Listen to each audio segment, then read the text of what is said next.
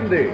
They would like me to inform you why we are shooting this news telecast in the confines of my apartment, which reeks of rich mahogany. We are doing so because our disgruntled, socially inept colleague Philip set our news studio ablaze. Therefore, we have decided that the best course of action would be to shoot it here in my apartment. Why in God's name is my head on fire? We're going to take a short break before we begin tonight's top news story. But tonight's news story will be about pediatric trauma. Or trauma. I think it's a soft M. It will deal with the different ways pediatrics can be injured and how the injuries can impact their bodies to a greater degree than it will your normal adult. It will discuss how paramedics must alter their assessment to deal with pediatrics injuries. Stay tuned for more after this break. Hello friends. When Ron Burgundy decides to clean his mysterious parts, there's only one soap that can do the trick. Baby soap. You know what Ron Burgundy says? Nothing makes a shower more enjoyable than baby soap and a nice glass of scotch.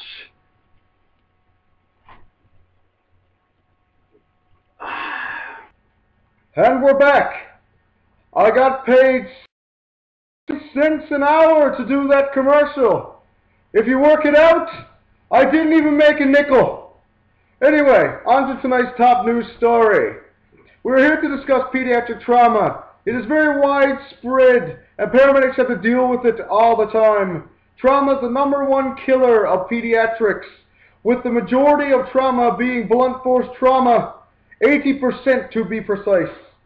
There are different mechanisms of injury that can affect a child, and their body systems respond different ways to each. There are different ways, such as motor vehicle accidents. We have falls, burns, temperature changes, and child abuse. We will delve more into these topics as time goes on. First, I will have a short discussion on the importance of gaining consent when a paramedic uses his assessment. Consent is something that needs to be gained on any assessment, unless it is of the implied or involuntary kind. When dealing with pediatrics, you should try to gain consent from their parents if possible. If their parents happen to be dismembered, then you will not be able to gain consent. If the child is in critical condition, gaining consent must not delay your transport to a facility to aid the child.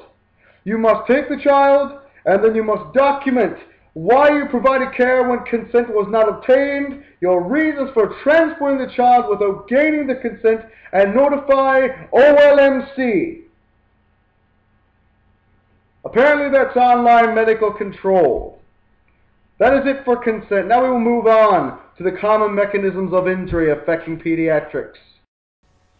Before we begin, I will let you know of a news story that broke this past week.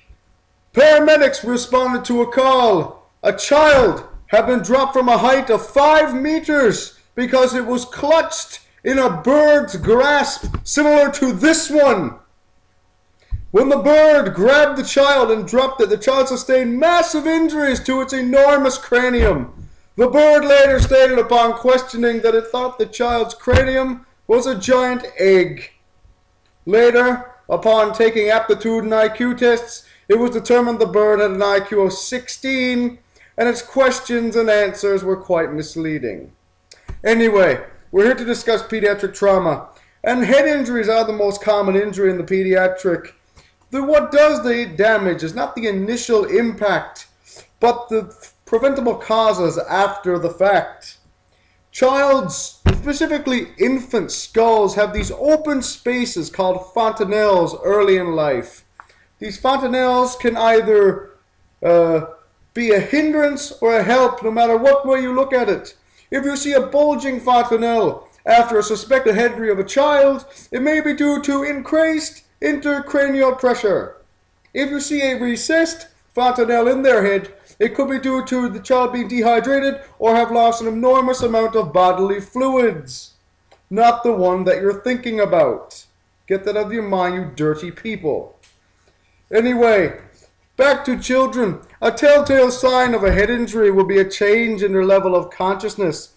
But head injuries are especially important in children because of their low capacity for being able to sustain such an injury. Their bones are soft. Their head, like I said, has these open spaces. Their head is so much larger compared to the rest of their body, which is why it's the most commonly injured section of their body.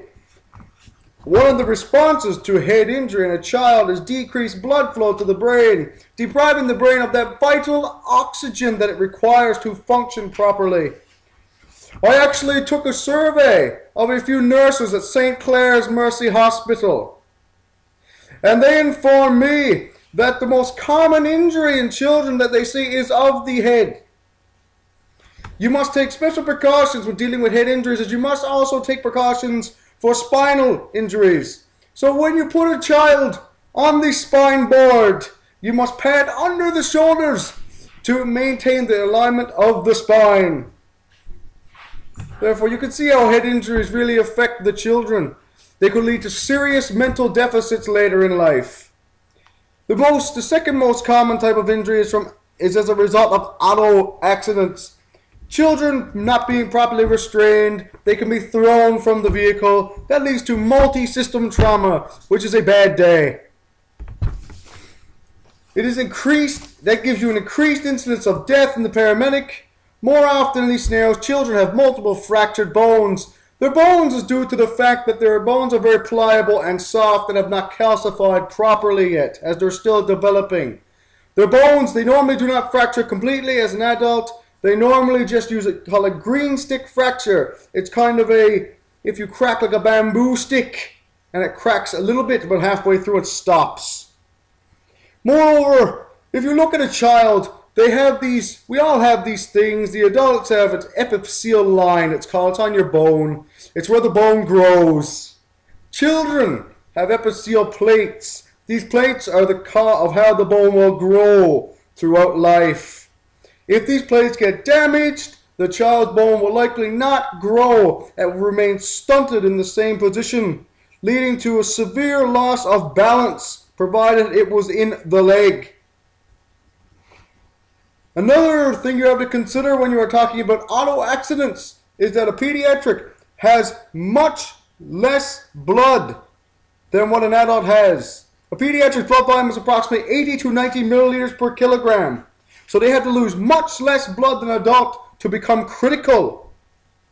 You have to pay certain attention to a pediatric as they may suddenly deteriorate, and you may need to take intervention and special precautions to maintain its life.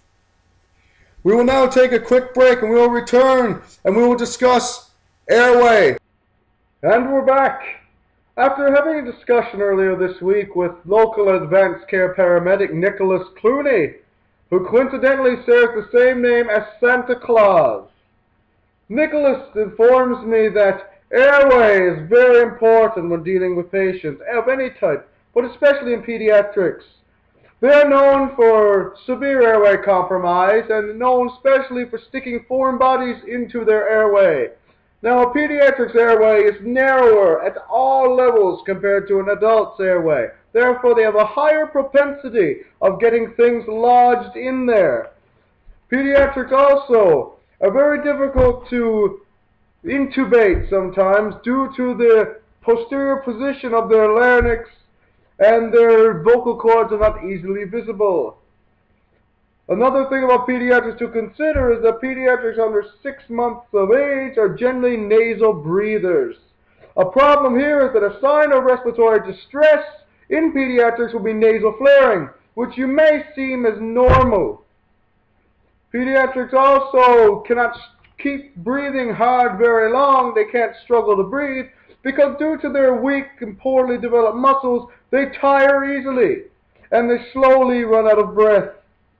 Pediatrics also, especially young ones, they have this head bobbing type of respiration when they get short of breath, and that is a very, very crucial sign that you must identify, as